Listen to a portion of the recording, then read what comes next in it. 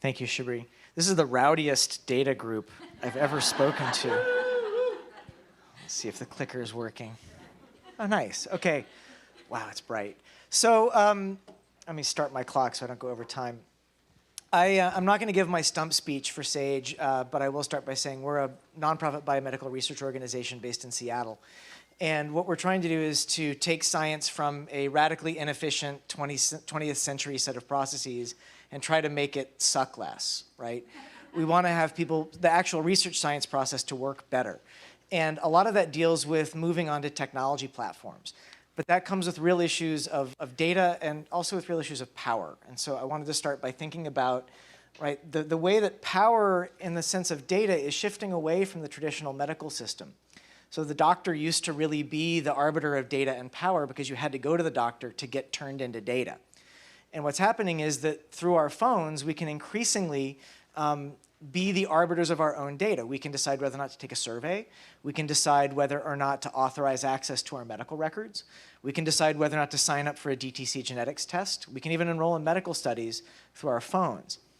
But in this process, I want to make sure we don't confuse the ability to be the authorizers with whether or not we actually have power or ownership or control over the data that flows through these kinds of platforms. So if you want to read a brain-bending book, I would recommend The Stack on Software and Sovereignty by Ben Bratton, just down the road in San Diego. And it builds on the idea that technology isn't just sort of software running on computers. They're these systems that now surround us. We use them to get around the world. And they haven't really come to health yet. We don't have these kinds of stacks in health yet, but they surround us everywhere outside of the health system. And we're starting to repurpose them. We're starting to hijack them and use them for health. But we don't actually have sovereignty or power over the data we give to these platforms. So here's an example. Right? Everyone here is either connected to a rare disease in some way. Lots of us use Facebook to align with groups where we can connect and share information. But we are not the customers of Facebook. Right? We are simultaneously the producers of Facebook's data and the people to whom products are marketed, right, for our attention. And that means, as a feature, that this kind of thing happens, which is that the private information from a private group of BRCA patients was leaked to third-party marketers. So when we hijack these sorts of platforms and stacks, right, we're not sovereign. We don't have power. Right? We're fundamentally the product, right, not the owner. And so as we start to think about moving towards patient-led or parent-led or participant-led studies, we have to think very carefully about the platforms we choose to use and whether or not they give us power and sovereignty over our data. And it's a really complicated question because Facebook's amazing, right? My wife just left a job there, right? I don't hate it, I use it. But is it the right tool for doing patient-led studies? Right? And I would argue it's not, at least not in the way that it's constituted. And this happens because of a variety of things that have come together. Right? One of them is that we don't read on computers the way that we read in print, which means that when we were presented with 24-page terms of service contracts, we don't read them. Right? There's some studies that say it might take as much as 3 months of the year working just to read all the privacy policies associated with a regular old smartphone and a normal amount of apps on it.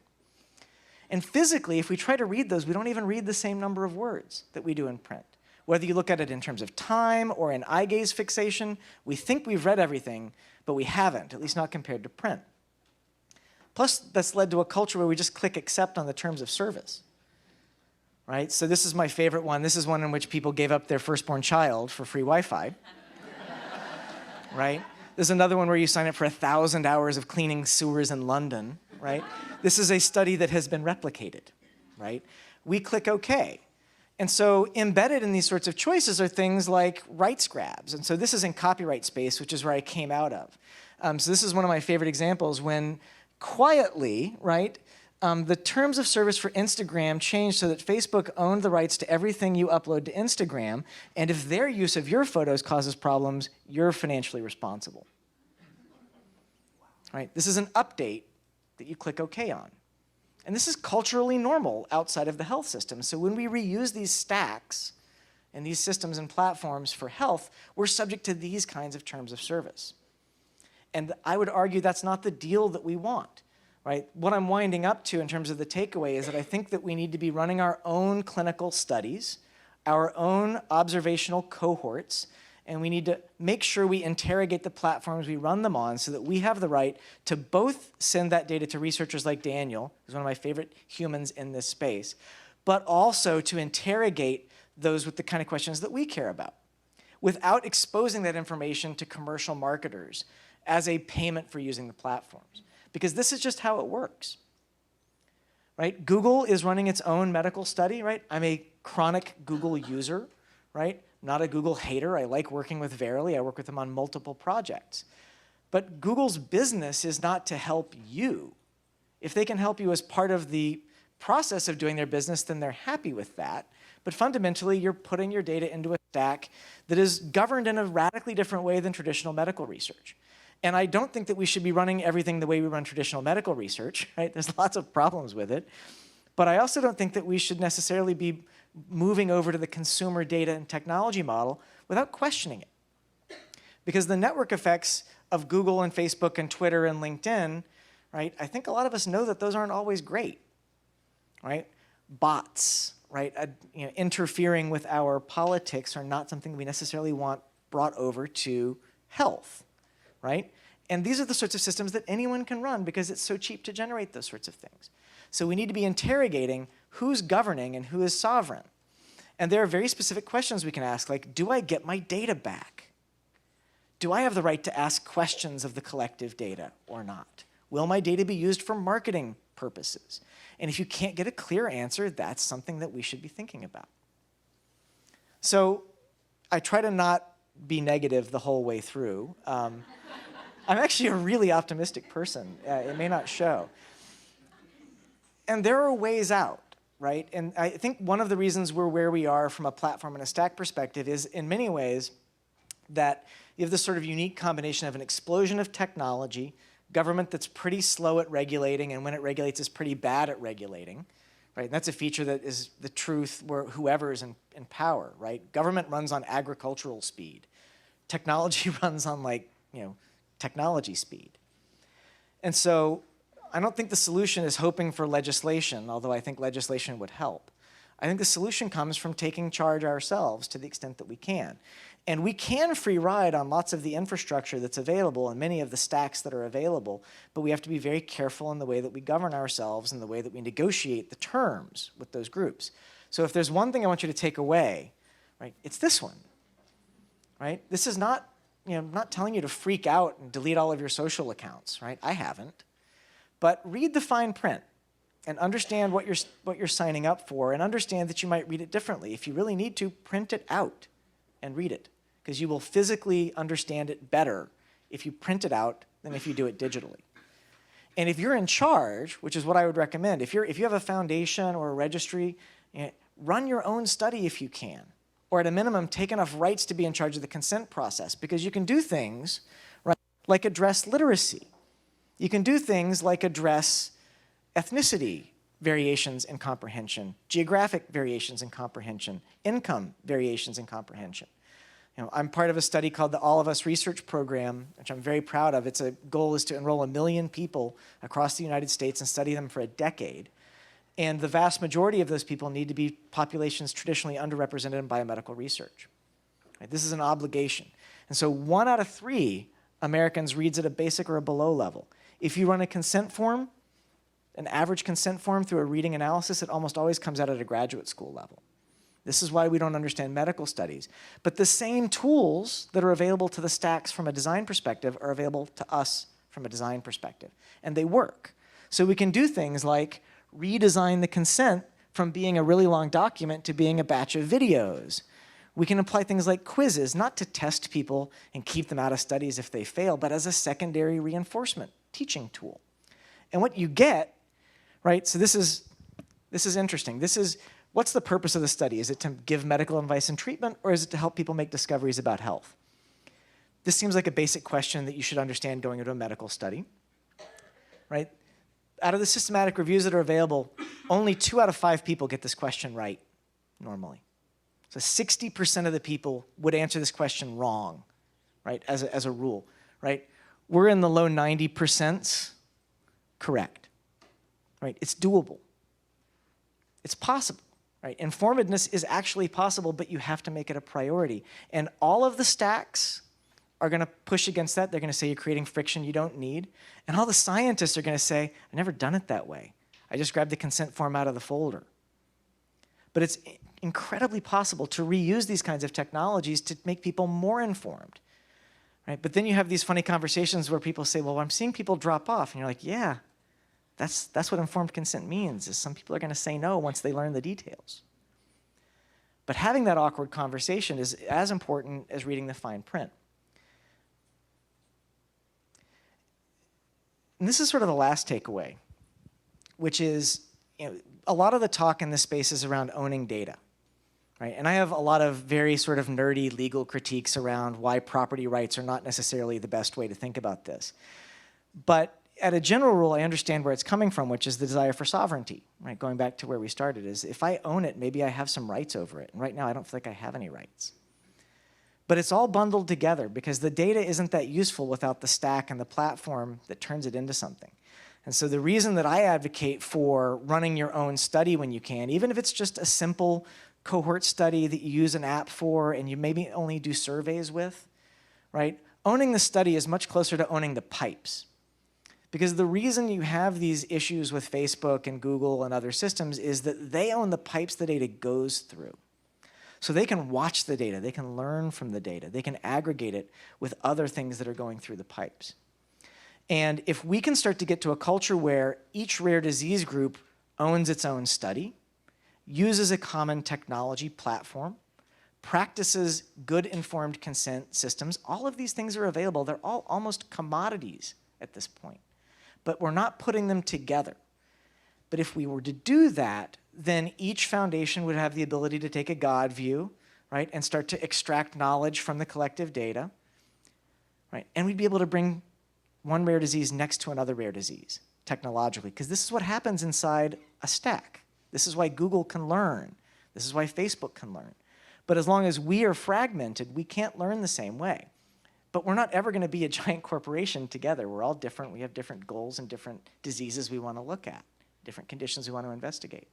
But if we can find a way to collectivize by each deciding to own the pipes and then working on the same technology platforms in more of a utility construct, in the same way that when I was a kid, I would pick up my phone and there'd be a damn dial tone, right? That's what we need these technology systems to do. We need them to give us this universal dial tone for research.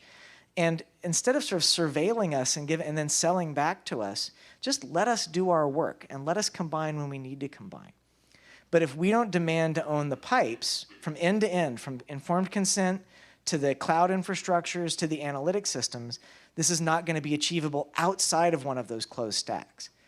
Because all of the benefits that we're seeing from computing, whether it's autonomous driving, AI and ML, it comes from this aggregation in these superpower giant companies. And to me, I look at that and I see, again, I'm going to reveal my age, I see, OPEC in the 70s, right? A very small set of countries that are not accountable to a lot of stakeholders that have a massive natural resource. And what I'm proposing is that there's a lot we can do around solar and wind to make our own grid. And if we do that, we can start to replicate some of those exact same economies of scale while we own the pipes. And if we don't do that, my fear is that demanding ownership over just the data isn't going to get us what we want. Because what we really want is independence. What we really want is the ability to make choices ourselves, to ask the questions we want to ask. Because the only questions that a stack lets you ask are the questions the stack is interested in. And at the end of the day, the reason we want to do this is because they are questions we want to ask as parents, as patients, and as caregivers. And with that, I will hand off and say, please at me. Thank you.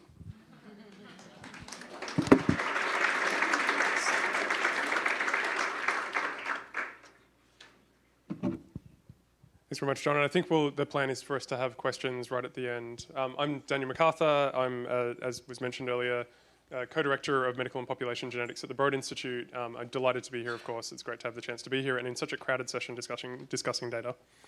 So I am, like John, an optimist. I'm going to take a detour in this presentation through some of the challenges that face us in the academic setting when it comes to data sharing. My job here, my mandate here is to provide a researcher's perspective on data sharing. But at the end, I'm going to talk about some of the projects that I think are exciting and that give us a path forward towards a world where the academic world is sharing data at a speed and in a way that actually directly benefits patients. So I wanted to start with some stories, and in preparation for this presentation, I actually reached out to a number of people that I know to ask them about examples they had where data sharing was critical to changing outcomes for particular patients. And one of the stories that really resonated was a story from my friend and colleague, Heidi Ream, who is my co-director of the Centre for Mendelian Genomics at the Broad. Heidi is a major player in genomic data sharing and also plays a big role in a clinical diagnostic lab. So Heidi was reached out in 2017 by email from a woman who had had prenatal genetic testing done and wanted help with interpreting the results. In this particular case, the reason for the testing was that she had, during a routine ultrasound, had a mild abnormality, an increased nuchal translucency, that is the back of the neck, was increased in thickness in the fetus, and that can be indicative of a number of different genetic abnormalities. As a result, the genetic testing was then done on the fetus, and a result came back that the fetus was positive for a variant of uncertain significance, which is the geneticists in the room will know is a terrifying term. Basically means it's a genetic change in a gene that might be damaging. We actually don't know what to make of it. Now, the mother, being a concerned parent, of course, immediately Googled that variant and found that, in fact, the variant had been reported twice on a site called Clinvar, which is a NIH-funded database of variants. But in both of the cases, both of the entries for this variant on the Clinvar database, it was marked as a variant of uncertain significance. So that's these two marks down here. So she was no closer to understanding whether or not this was actually something that's likely to affect her fetus and result in a severe disease. So Heidi, she then got in touch with Heidi, and Heidi, because she's both an expert in variant interpretation and knows effectively everyone in the field, was able to reach out to everyone who had reported data on this variant. And through a complex series of exchanges of emails, she was able to pull together this blob of text here, which I won't go through in great detail here. The key thing was that by assembling evidence from across her own analysis of the variant and the two other people who had seen this variant before in patients, they were able to conclude that the variant is likely benign. That is, it is extremely unlikely that this particular variant will contribute to the risk of severe disease.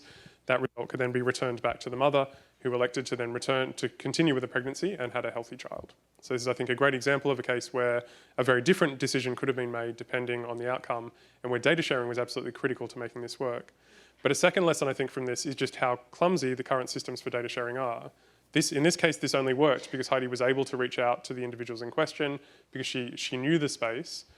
This process is laborious, it's time-consuming, and it doesn't scale to the hundreds of thousands of undiagnosed rare disease patients across the US and the many millions of them across the world. So we need systems that work better and are scalable to much larger numbers. So it's worth thinking about what clinical diagnosis in the genetic setting will actually look like in 5 years' time. So in other words, what we need to build in order to get to a system where this actually works at scale. So what we want is a system where at point of care, that is when a clinician first encounters a patient who has had their genome sequenced and has a variant that is potentially of relevance to their child's health, to be able to pull together instantly and intuitively 3 different strands of evidence. They need to know very quickly, has that variant ever been seen before in population data? And in 5 years' time, we'll be talking about millions of genomes that have been sequenced worldwide from many different populations that will give us information about how common that variant is across different populations. And ideally, if that variant has ever been seen before, if it is associated with the same disease in those individuals. A second type of information we need to be able to see is patient data. So similar to the example that I showed from Heidi, we need to be able to look at whether this variant has been seen in any patient before. If so, what were the symptoms and what other evidence has been collected in those patients that the variant is causal in those conditions. And then a final strand of data is functional data. So we need information on whether that variant has ever been tested in an experimental assay. If so, how good is that assay? Does it actually give us relevant information for the disease? And then what is the score of this particular variant in that specific assay? And ideally, we then want to have all of the hundreds of thousands or millions of data points collected from all of these databases aggregated together, put through a machine learning framework that then predicts in a quantitative way exactly how likely it is that that variant is predictive or causal of a patient's disease. So all of this is possible. There are no fundamental obstacles to building this, but all of these 3 strands of information will require massive scale data sharing and a major change in the way that we approach the way we think about data. And it's worth thinking about what the challenges are with the current system for data sharing in an academic setting and also in many commercial settings as well. And I'll just go through 3 that I see as sort of major areas of challenge. The first is that, particularly in academia and to some extent in clinical data set, in commercial data sets as well, we have a very feudal system. There are many incentives that encourage academics and other groups to aggregate their data, to put it behind walls, to silo it, and to keep it from being shared with the broader public. In some cases, those are academic incentives, like being the first person to publish a paper. In some cases, those are commercial incentives, like being a company that wants to hoard data because you value your profit over the lives of individuals who may carry those particular mutations. And that is a challenge not because these people are evil, maybe some of them are, but myriad. But it's more effectively because there are perverse incentives in the space that make it very difficult for people to share their data. A second challenge is the infrastructure. So the machinery that we use for storing and for distributing data between different groups is overly complex. It is inefficient and often downright broken. So a good example, for instance, is the NIH-mandated system for data sharing, dbGaP, which is what we use for sharing genomic data, that is complex, very complicated to get data both in and out of, and actually doesn't scale. So actually has now reached the point where they're no longer accepting many new large-scale projects because the system simply can't handle the scale of data that's being generated in large-scale genomic approaches. And then a final area of challenge is paternalism, and this is where there are many people in institutional review boards, bioethicists, who will push back on, I think, things that patients and participants want and need their data to be used for. And they do so not because they're evil, but because in some cases they simply weigh security and privacy more highly than they value research participant autonomy, which is something I think many of us here in this room disagree with. A great example, for instance, is the fact that we can't currently return the raw genomic data that's generated from our participants in research studies back to those individuals. It is actually technically against regulations for us to be able to do that. Unless we do that genome sequencing in a clinical setting, we can't return data that is generated by those people and about those people, and that's something that needs to change. So that said, hang on, let me figure out why I'm not advancing here. Oh, here we are. Okay. So we are in a situation, though, I think, where, as I mentioned, I'm an optimist, and I think there are two paths ahead, and it's likely that we will end up following the right path. So you can imagine here we are at a fork in the road because we have all of this data arriving and all of these wonderful tools being built that allow us to find out more information about genetic variants. We can go down one of two paths. One is the path towards greater interoperability and data sharing, something that looks much like the modern internet, or at least what we hope the internet will continue to be. And then we have another path that we can follow, which has many, many obstacles to data sharing. It makes it harder for people to move their data from one place to another or to share it in a way that benefits them. That's something, for instance, that looks much more like current electronic medical records, which appear to be built in many ways to inhibit people from moving data from one place to another rather than inherit it. And again, of course, companies like Myriad, which have made a substantial profit by pulling together and aggregating and closing down access to data that they see as having a powerful commercial incentive. So we want to make sure that we in the genomics community follow that right-hand path and not the left-hand path.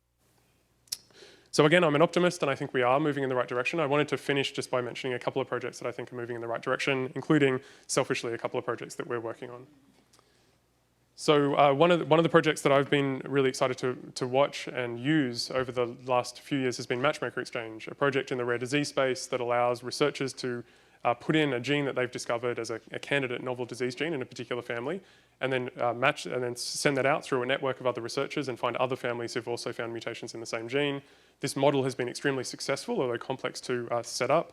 Over 100,000 patients have had their data submitted, and there's been hundreds and hundreds of new genes discovered as a result, with many hundreds of papers that have been generated. So this is a great example, I think, of a data sharing system that works nicely. Another example I've already mentioned, this is the Clinvar database, an NIH-funded database of disease-causing mutations.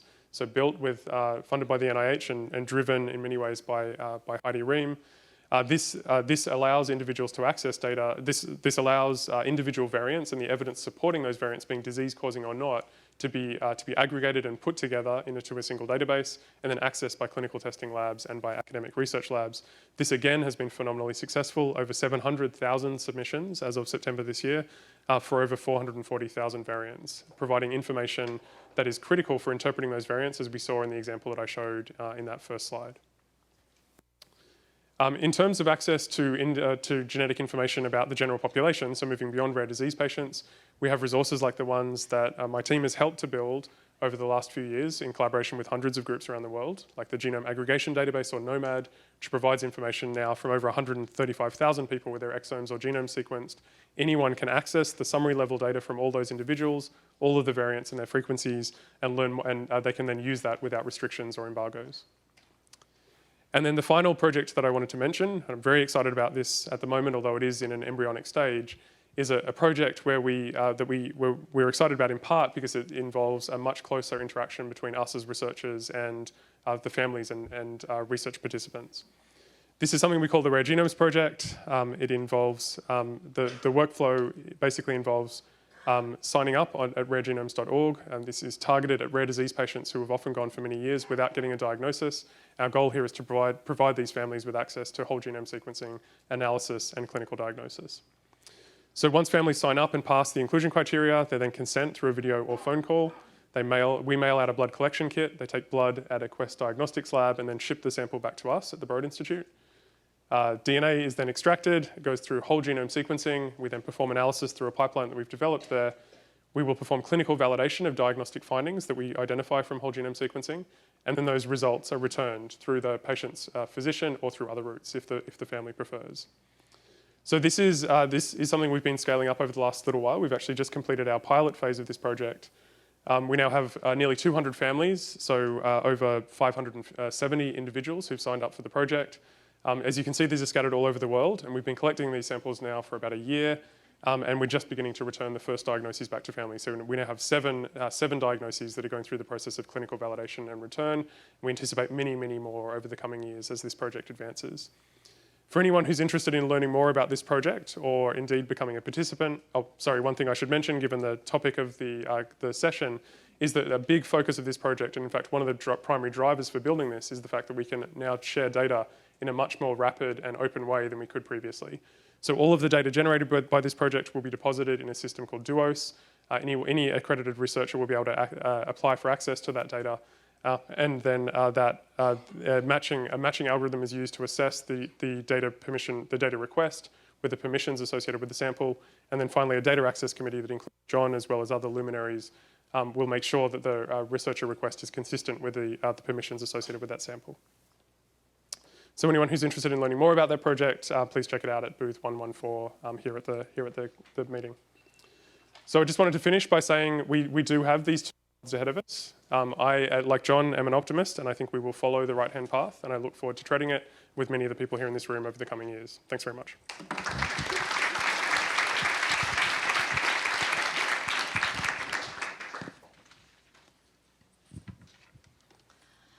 Hi, I'm Jennifer Thornton. I'm the Executive Director of the AT Children's Project and also the Principal Investigator for the Global AT Family Data Platform.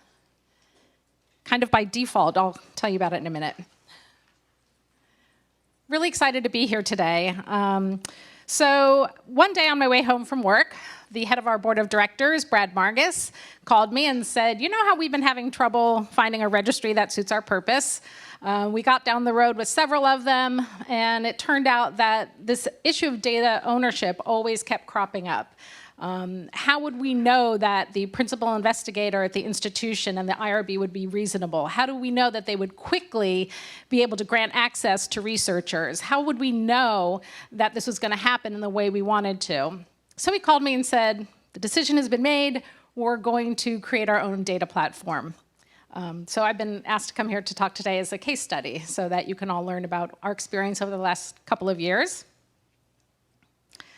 I really didn't know what it would entail. They made me the principal investigator because I'm not a doctor. My background is social work, and I've been the executive director of the AT Children's Project for about 19 years, so I know the families very well and hopefully all that it would entail. But I really didn't know exactly what we were in for. I think next time I'll be a little more careful when he calls me and says, guess what, we're doing this on our own. So AT stands for ataxia-telangiectasia, which is a rare disease that affects kids, and it gives them many different problems with different systems in the body. It's progressive loss of muscle control, immune system problems, and a very high rate of cancer. So the idea was to combine clinical information about the kids and whole genome sequencing as one of the data elements and see if we could help figure out what's going on. So long story short, ta-da! We have atfamilies.org, which is our patient-facing platform, where parents can log in, create like a login. They consent in easy-to-understand language. We do not use quizzes or video. I thought that was very interesting, so John will need to talk. Learn more about that. But we do have consent in easy-to-understand language. We go through the consent point by point so that hopefully that it's clear. They can certainly download the entire consent, but we want to make it very clear. And we have everything as a separate point. We asked them some simple medical questions. We probably would have made it simpler, but we asked some simple medical questions. The first one, of course, is, have you been diagnosed with AT? And as I mentioned, one of our elements is whole genome sequencing. That's actually the sequencing facility at the Broad Institute at the bottom right, because they're doing the sequencing for us. This is a slide. They put 8 genomes on one slide and run it through the machine. And that's the saliva collection kit. We're collecting saliva instead of blood. So honestly, what happens is someone signs up, they agree to participate in whole genome sequencing. We mail them this kit. They provide the saliva sample, and they pop it in the mail, and it ends up at the Broad Institute, where it gets sequenced. And then it all gets uploaded to the cloud. And probably some stack that I've learned about that I probably don't want to know much more about. Okay, and so one of the important things we're doing for the sequencing, of course, is to learn more about the AT gene. There are over 600 different mutations within the AT gene that are known and many more that are not known. So there's a lot of variety just within the mutations for the one gene, and we also want to find modifier genes.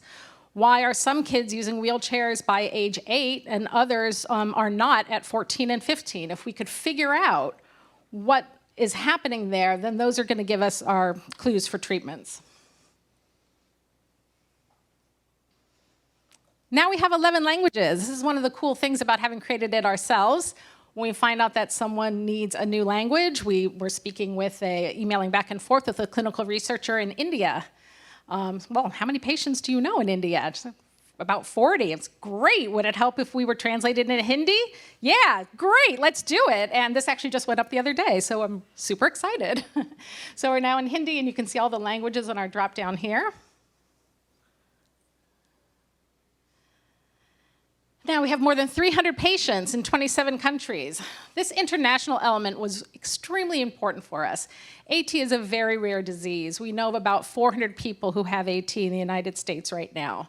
So the ability to be able to reach out and include people from other countries was really critical for researchers to be able to make discoveries. I went to the United Kingdom in June and did some sequencing, collection of saliva samples and signing people up in person, which was really pretty exciting. So I sat with people, brought tablets, they had their phones and laptops, they sat and registered. They could ask me any questions right then. I could consent them in person, which was really great also. Sent them with their saliva kits, little packets of sugar if they needed it to just put on the tongue to help with the saliva collection. Got them back and FedExed them back home. I was very scared to bring them in a bag with me that I'd get stopped. I was like, no, we're just keeping to our system. We know FedEx works. But we are now have been approved for collecting samples in 9 countries. So this is where it all happens. This was our really critical point as to why it is we wanted to create our own platform. We have a family oversight board that's made up of AT parent advocates from all over the world.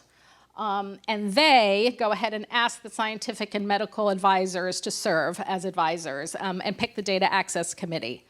So, therefore, when we have someone who wants to access the data, it does not have to go through a particular institution. There are some of the things that we talked about maybe some conflicts of interest or someone wanting to publish themselves and not wanting to grant access. If anyone unreasonably would keep a researcher from accessing the data, the families who are on the top of the pyramid could go ahead and ask that data access committee member to step off.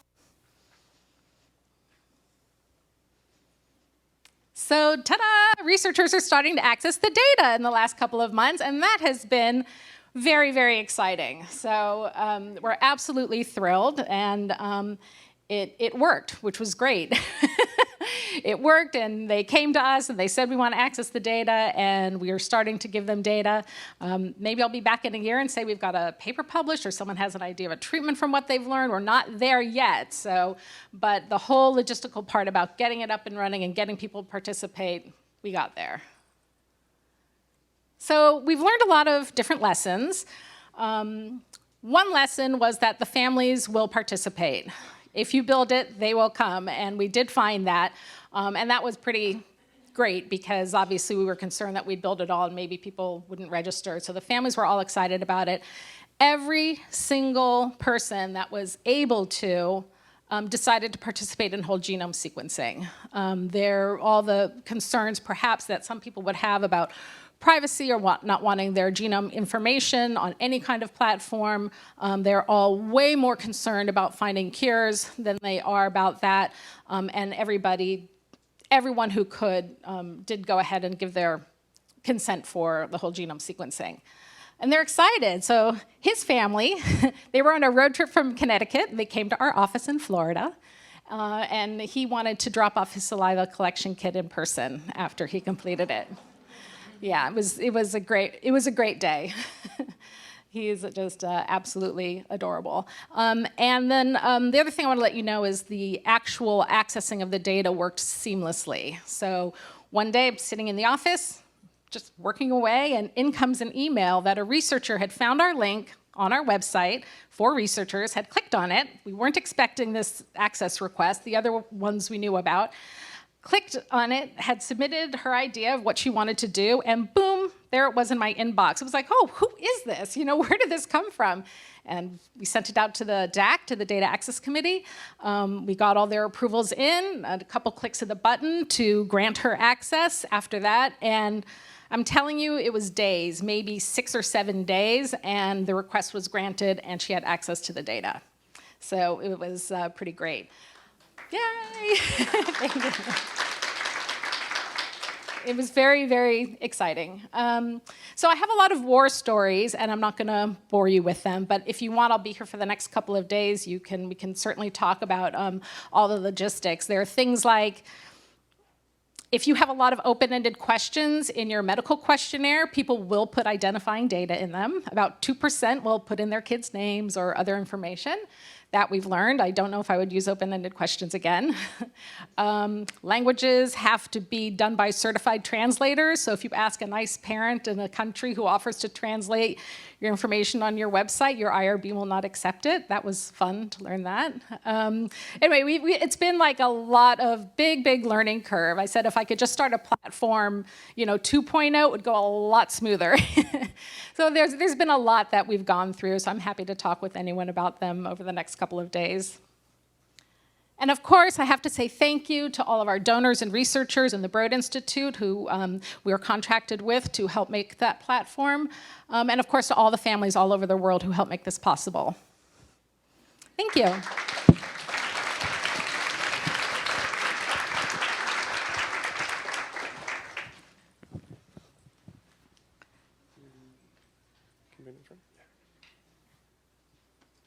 Oh, no, you can keep it. Yeah, true. I'll just call on someone randomly if no one comes up with a question. I'm sure Looks like we have some in the app. we have one over here.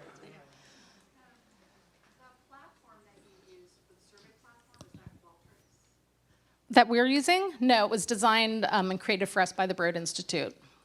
We had it designed especially. Thank you. So you did not collect personal health information? Yeah, we do have a clinical questionnaire. So they do upload information. For example, has the patient ever been diagnosed with cancer? Do they have immune system problems? They do answer those questions. Just a quick comment. Yes? Yeah, so when they ask questions, just make sure you paraphrase them again Oh, so okay. the people at home can hear them. So here's a question for all three of you, and it's kind of a hot topic in data with GDPR, with the European regulations. And I saw that you had on your map a lot of European countries. How do you approach that? Well, we, oh yes, the question was, how did we incorporate GDPR requirements, which are the new privacy laws for the European Union that have just come into law in May, I believe it was. Yeah. So we addressed it by making sure that the platforms that Broad was using were compliant, which meant that they had to ascribe to Privacy Shield and had to get approved by Privacy Shield. So we made sure that, we were just talking about that before this started, we made sure that DATStat, which houses the actual medical data, was compliant with Privacy Shield. And then as we did our country-by-country analysis for the IRB to include saliva samples from other countries, we made sure that everything that we were doing was compliant, and we mentioned that in the appendix for the IRB to review. Do you have anything you wanted to? Sure, I would just say that consent goes a long way. So a big part of GDPR was looking at the issues of people not understanding the terms of services and providing simple consent rather than informed consent. And so a lot of the kind of research that we heard about just now is not intended to be captured by GDPR as much as, Google data, mobility data, that sort of thing. So really good hygiene on informed consent takes care of a lot of it. Then there's some sort of, I think what you heard is that there's some steps you can take. You need to pass Privacy Shield. You need to have a data controller, right? You need to have some paperwork in place and some titles assigned. And beyond that, we sort of have to wait for the first batch of lawsuits. Because lawsuits are where legislation is. It's like the compiler for software code is court. And so that's where you find out what's going to actually happen, what they're going to actually enforce, and what they're going to let go.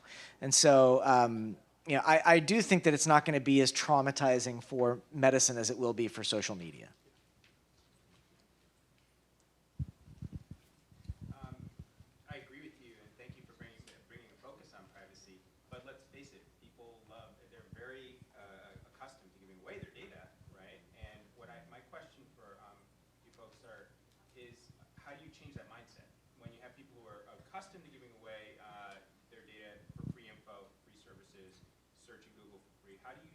What are the analogs we can find from maybe other media where people are paying subscription services for their media, or analogs from other places that show us how to catalyze that change in mindset where I want to own my genetic data, I don't want any bots in it?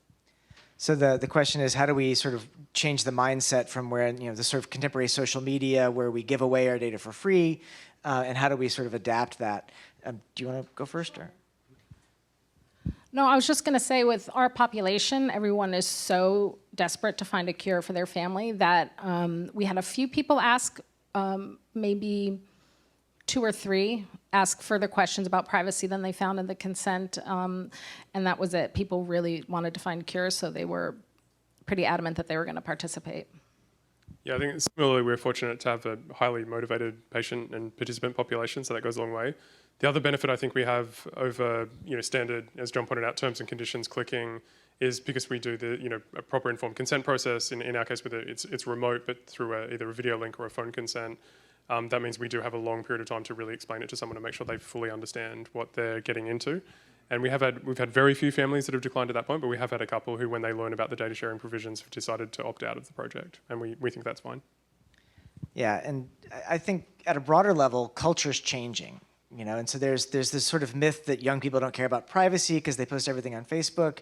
When you actually go to the researchers who research young people, you find that they're often hiding in plain sight. So Dana Boyd at the Data and Society Research Institute, she's done gorgeous work explaining how teenagers will disable their Facebook on Friday and re-enable it on Monday so they can't be tagged into party photos, right? Kids have fake Instagrams that their parents don't know about, right? So there is a desire for privacy, but it's happening in ways that are hard for us to see. It's like that sound that grown-ups can't hear, but kids can. And so I think that's a chunk of it. I can't hear it, at least. But I think the other is the honesty part, is saying, if you wanted to, I think many people say, like, I have 2 sisters, both with different rare diseases, right? We've shared a lot of data as a family. But if you were to go to my mom and say, did you know that by sharing your genome on the public internet that it could be used to deny insurance care to your cousins? She might say no. And so this is why there needs to be a balance in thinking about, I want it open, I want it shared, and sort of, blindly grabbing the way we share things on the internet, which is putting them up there with no registration, no balance, no accountability. And so this is double for populations that have been underrepresented or malserved by the medical research system. So I think there's this balance, and I come from sort of open sharing world, right? I was yay, pro, make everything public domain. But what I believe in now are we need to have these zones that get us as much of the benefits of sharing as we can, but that disable the predictable negative uses of the data. And then I think it's pretty easy to say, share your data here, right? But don't share it there, right? At least not without really reading the fine print. Because, right, as long as we have the dichotomy as closed for privacy or public with nothing, I think that's not a great choice to make people make. And we need to create these more nuanced zones in the middle where, one group may be willing to take a lot of risks with their data, and another group may not be, and we need to have a system that's flexible enough to adapt to that. Can I ask a question? So am I correct to say that your organization, your patient organization, is contracted with this initiative through the Broad Institute to have your patient registry? Is that right? We contacted with them to create the software to create the website and to do the whole genome sequencing. That's a great question. So when you say maintain it, oh no, that's us. That's the AT Children's Project. No, we do have one of our other employees who does handle that part as part of her job also, but we've all done our best to make space for it within our current employees. Yeah, we did not hire a position yet.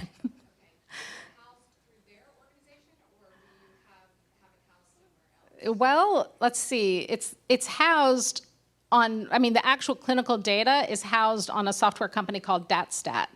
That's where it's housed. So Broad provides the interface between the patient putting the information in, and then when it gets ready for researchers, we at the AT Children's Project get the spreadsheet, de-identify it, remove all of the open-ended questions where people included their kids' names and all of that, and then we put it up on the cloud, which is the Fire Cloud, which is a Broad Institute product for researchers to then access. Can anybody apply to your charter committee to access that data? Like any researcher out there? Any researcher can apply. We do ask them what they want the data for. Oh, sorry, she's asking if any researcher can access the data that's on our platform. So if I was going to say, the next question, I want to get to the other side of the room. Yeah, that's good. No, I don't have anything oh, else. okay. And then there's different approaches to collecting the data. One, a disease has chosen to do a disease-specific database. And we've also seen that we're looking at an aggregated disease database that I would hope would have ways of sorting that out. So the question is, what are the advantages and disadvantages long-term if we're working hard to better aggregate data and we have organizations who go off and we have diseases that are cross-spectrum, like a neurological disorder, and they're all off on their own, and questions are very different across all these databases, how you ask them, how that data can then be compared against cross diseases. Again, what are the advantages and disadvantages to these different approaches, and which direction should we try to be going long term? Well, I'll just say that we definitely do want to share our data with as many databases as possible. We just didn't want to wait for the right platform to be up to get started to find a cure for AT. And then I'll let Daniel and John. I think it's fair to say it is an inherent tension. You do want the system to be run by a foundation and a group that knows and understands that group of families. At the same time, ideally, you'd like the platform underlying it to be as open as possible to federation and interoperability across different diseases. And that has, there's a software challenge there that I think is more resolvable. The deeper challenges are ones that you raise, things like how do you harmonize the phenotype if the question is asked slightly differently between different diseases. That's going to be a tough challenge, and I think the community as a whole is going to have to figure out how to come up with standards for those types of things. Well, you're next. We got you. My take is that I kind of like the way the internet was before mobile phones, right? Before mobile phones, the internet was pretty decentralized, right? That the mobile phones really connect with the rise of Google and Facebook and the stacks. A lot of people ran their own web servers, right? And we've really allowed a decentralized system to become a massively centralized system. And so I like the idea of the foundations run their own systems, but we all agree to write things down the same way. And We have a set of queries that we expect to compile out of those databases that are willing to interoperate with each other, so that we start to form these ad hoc networks of databases that are wired together by queries. What I don't think we should do is say we're going to build a complex data ecosystem by deciding to build a complex data ecosystem, because that's going to fail. It's going to cost $1 billion and it won't return a single query. Right? But if we start wiring these things together based on the questions that we want to ask, whether we're researchers or patients or what have you, then we actually have a shot, as long as we don't break the first query with the second one and the first two with the third one and so forth. So build for what you need, but try to write it down the same way and make it exposed in a way that it can be connected by someone who's got a query that goes to 5 different databases. And ma'am, you're next. What platform is the SAGE database built on, and who owns the pipes? So the question is, what platform does Sage build on and who owns the pipes? We build everything on Amazon because Amazon is the cleanest platform to buy, right? As long as you pay your credit card bill, Amazon keeps the lights on, and they don't train their models or otherwise look at the analysis that happens in the system. The systems that we've built were a nonprofit, so everything is open source, but the reality is that it's very hard to take open source cloud products and just run them. You have to have 5 to 10 people who stand them up, so we run those. But we run them under a utility business model where we either provide it for free and we don't have any knowledge of what you're doing in the system, or just on a cost recovery basis, because we view ourselves as, we operate almost like a company might in terms of the products that we build and maintain, but we don't have to return value back to investors or shareholders. So, and then our governance system is that whenever a patient enrolls in a study, they own a full copy of their data and another copy goes into the research database. They have the right to donate a third copy to qualified researchers worldwide if they want. We hope to harmonize that with Anthony's Duo system, with Daniel's Duo system over time. Anthony Philippakis here. Yeah. And then the hope is that we get to a point where we'd like it to be a world where if you didn't like us, you could easily move to a different org.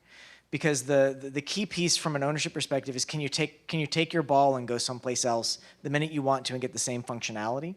And so hopefully we get to a point, there's some tech called containers that holds some promise for being able to stand up a clone of our system and run it yourself. And that's what we want to get to. For now, the best we can do is use contract and governance to make sure that everyone owns their own data and that the pipes are at a minimum nonprofit. So where does your revenue come from? So the question is, where does our revenue come from? We get grants through the NIH. We also get philanthropic donations. And we get subcontracts from others who receive grants from the government and philanthropic foundations to provide coordination and hosting services. And a comment on the road. I saw your presentation 2 years ago. I reached out to the road. After 6 months, they told me no. So maybe we can talk about that offline. Definitely sounds like an offline question. We've got about 5. Yeah, one more from here, and then probably one more. Just a question about the platform. I am wondering if there is some way that it will be able to link up. It's exciting to see that the whole genome is going through there. Is there a way that a person who's in a registry could also be linked up, gathering data using a wearable? And wondering if that's kind of been built in or if that's on the It's definitely on the horizon. That is 100% one of the new. Oh, I'm sorry. She's asking if we're going to be using wearables to include more data from actual wearables, where you can have people who have AT wear something that then feeds data back into the system. And we're very interested in including that. It's on our agenda to do in the coming year. And this was, the second part was also in terms of patient, reporting back to the patients with the whole genome sequencing, the research level data. I know. Is there any kind of report in terms of preparing for clinical trial, eligibility, or for a person to get fed back a report so that they have that in their I wish it were an element of what we were doing, but it was cost prohibitive to do clinical level whole genome sequencing for our project. So. And I can say in our project, the whole genome sequencing is done in a research setting, so that, again, under the current regulations, we can't return that data back to patients, although we want to, and we want to figure out how to change those policies. But what we can do is clinically validate separately and then return that result, that diagnostic result, back to the patient as a clinical report. So that piece does go back, but the whole genome data, as of right now, we can't return. Well, and I would say if the question was again about returning when it's in a research context, if there were one piece of regulation or legislation I would want to change right now, it's this one. 100%. And so, this is the sort of thing where enough people behind the tip of the same spear can actually achieve some change. There's not a lot that works in DC. I live in DC. But health is one of the only places where there's actually some bipartisan places to work. And so, to the extent this community wants to get activated around a topic, right, removing the CLIA requirement for sequence and result return might be a good place to start. A question on the AT Children's Project. Did you anticipate, and have you set it up in such a way that the data could be used to support a submission, such as like an external natural history study for a comparator control arm for a trial? So it's set up where we had a multi-level consent. So people did consent not just to AT research, but other medical research too. So I'm not quite sure I understand the question otherwise. Was it?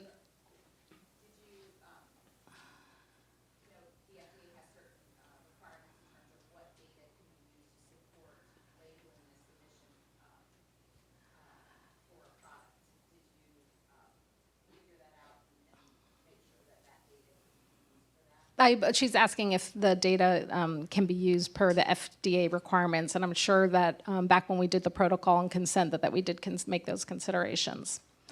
Because we definitely want this to be able to be used for clinical trials and to use it as a clinical trial database for pharmaceuticals, and as a rare disease, it's so important in order to be able to be taken seriously for drug development that we have a patient database ready to go. Do we have time for one more? I think we had this lady who's been waiting patiently for a while. Yeah. I'd like you to comment on the FDA's guidance on civil money penalties about clinicaltrials.gov. So I'm really excited about that, with researchers now having to submit their trial data. They've always been made aware that we've got clinical trials going on, but they've never submitted the data as part of their commitment to the regulation. So I'm just glad to hear on this side, patients are willing to share their data, but now we're asking through the FDA and penalties, which is the negative part of it. The only way to force people is with the fines, is that they share their data from the clinical trial piece. So do you have any comments about that? Because it just came out in September. The question was around the FDA's civil penalties, financial penalties for failing to share data. I'm not an expert on this particular piece, so do we have anyone in the audience who is? Otherwise, I can make something up. Okay, I'll make something up. I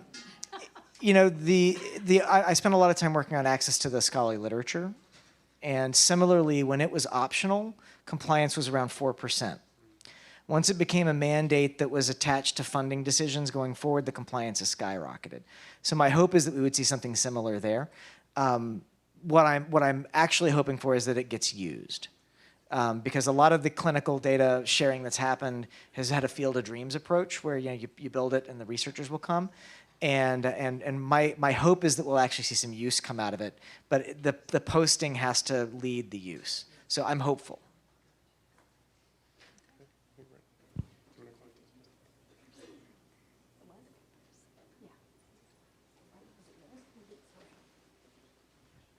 And are you going to close up for us, or shall we?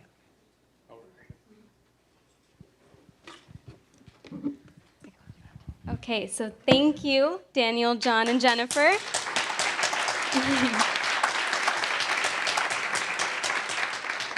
Thank you for sharing your expertise and your experience with us. At this time, we ask that you take our brief survey on the mobile app about this session, and then enjoy our networking lunch, sponsored by Alnylam Pharmaceuticals. Our next breakout session will begin at 2 p.m., and thank you for attending this session, and please enjoy your lunch.